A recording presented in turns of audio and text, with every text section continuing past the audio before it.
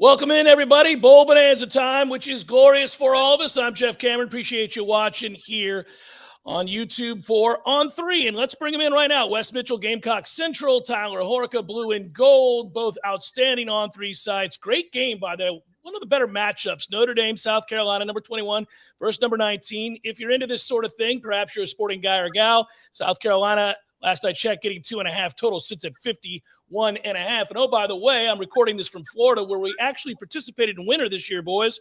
And it's going to be a beautiful day for you in Jacksonville, however, I think in the 70s. So away we go. I'll start with you, Wes. What a great year for South Carolina. Perhaps one of the three hottest teams I can think of in the country going into the bowl season, and that's because Spencer Rattler was simply phenomenal down the stretch in wins against Tennessee and Clemson. Let's talk big picture here. 9 touchdowns over that stretch for him. Shane Beamer's got this thing going in the right direction. Give us the mood for South Carolina.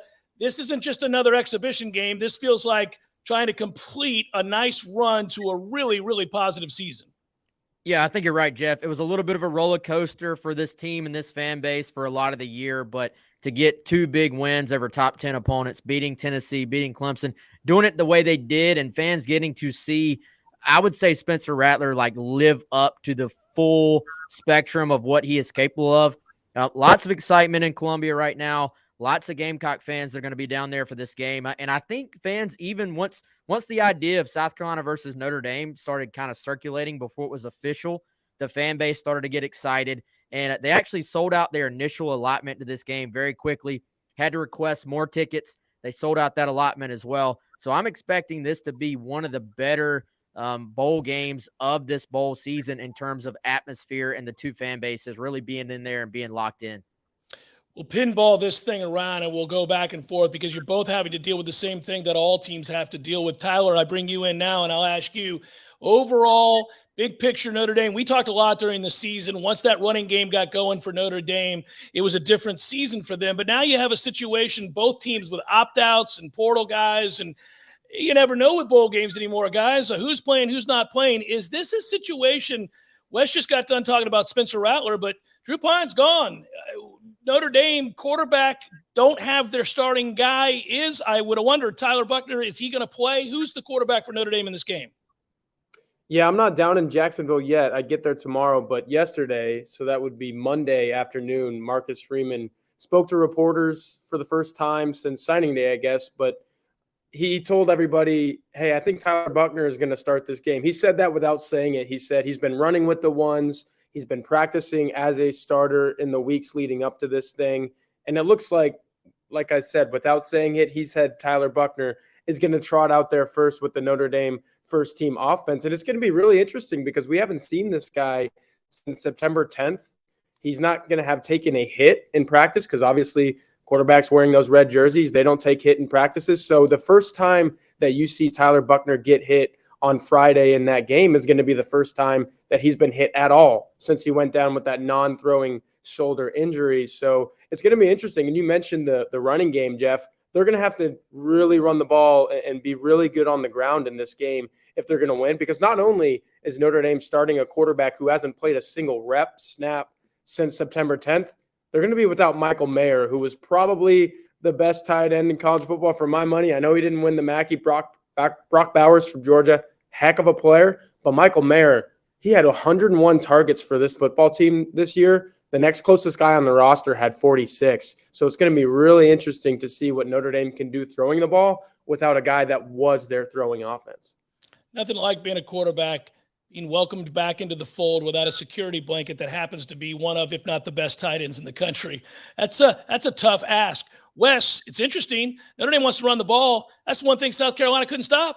Couldn't stop the run most of the year. So talk a little bit about it from the defensive side of the ball. We know South Carolina can sling it, especially if Spencer's playing really well, and that side of the ball is hot right now. Defensively, let's do 2 things. Talk about how they're going to stop the run, and 2, get me caught up on where South Carolina's at with the opt-outs and portal. Yeah, so lots of opt-outs for South Carolina and portal guys as well. Marshawn Lloyd, their top back, he's in the portal. Jaheim Bell, one of their top tight ends, he's in the portal as well. You go to the defensive side, they've really been hit hard in the secondary. Darius Rush, he's an NFL guy. He's not playing in the game. Cam Smith, he's an NFL guy, not playing in the game as well. Probably their two best cover corners this year. So, even with that said, you look at South Carolina's weaknesses, you look at Notre Dame's, issue at quarterback and the fact they can run the football. If I'm the Fighting Irish, I'm running the ball first down, second down, third down, and then I'm turning around and I'm doing it again, because South Carolina, their Achilles heel all season long, even these games they've won, their issue has been stopping the run. I thought Clemson kind of outsmarted themselves at times in that game. They really probably should have just stuck to the run. I literally would have ran the football 90% of that game, and Clemson kept trying to incorporate the passing game. If I'm Notre Dame, maybe you try some easy throws on first downs to get your guy going, but this is truly going to be a matchup of Notre Dame's strength against South Carolina's weakness. I think South Carolina has to win this game with offense, because defensively, they've been okay if you look at their overall points allowed this year, but just throughout the entire season, stopping the run has been an issue for this team. Tyler, we mentioned both sides of the ball. Final couple of things here, gentlemen. I know Isaiah Foskey's also out of this game for Notre Dame. So I guess when we look at Notre Dame, how do you expect they would have to win this football game? Yeah, they're going to have to get after Spencer Rattler, and maybe they're not going to sack Spencer Rattler a whole lot, but they're going to have to make him uncomfortable, throw passes that he wasn't completing in those Tennessee and Clemson games. They didn't do much to disrupt his flow. Notre Dame needs to disrupt his flow, because we mentioned some of these guys that aren't playing. Cam Hart, starting cornerback, he started 20 games the last 2 seasons for Notre Dame. He's out with the shoulder injury. Notre Dame was out without him against Caleb Williams and USC in that regular season finale. We saw how that went. Caleb Williams had his Heisman moment in that game, completed almost all of his passes. So they got to get to Rattler. They got to cover these guys who Rattler has been throwing the ball to the last couple of games. I think that's where Notre Dame wins this game. If it can limit the South Carolina passing attack, then it's going to have a pretty good day defensively. But offensively, I'll just say one more word about that. You go back to that USC game, that was a game that was completely set up for Notre Dame to run the ball really well. Yeah. Was held below 100 rushing yards. And I know some of that was because they got behind early, and that's one last key for the game too. Notre Dame does not like to play from behind. If you're a running football team, you play from behind, right? So they got to get out quickly, make sure they're not letting Spencer Rattler get into a groove. And I think this could be a competitive football game if Notre Dame does those two things. Should be a great football game. A lot of fun to watch. These two programs on the rise, young coaches, up-and-coming coaches, guys that people are excited about within the program. You two have done a tremendous job all year long for On 3. I would remind everybody, Wes Mitchell, Gamecock Central, go read anything you want to read about South Carolina football, which is on the come. Tyler Horka, you did a great job all year long with Blue and Gold. You guys enjoy covering the game. It's a great reward.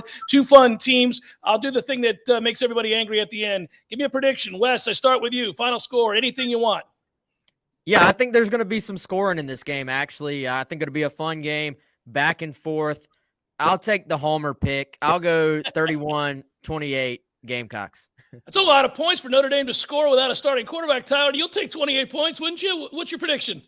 Yeah, I think you would take 28 points if you're Notre Dame. That's why I've got South Carolina 28, Notre Dame 24. I just think Notre Dame is missing too much. You can't start 10 games in a row with one guy at quarterback, throw another guy in who you haven't seen in 3 months, and expect to be fine-tuned offensively. I think South Carolina does enough in the end.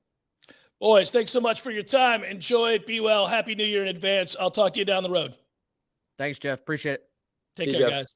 And there it is, Gator Bowl preview, South Carolina and Notre Dame. Be sure to obviously like and subscribe. Check out those websites as well. You'll get notified for other game previews if you do, in fact, hit that little bell. You'll be good to go. Until the next one, I'm Jeff Cameron. Thanks so much for watching.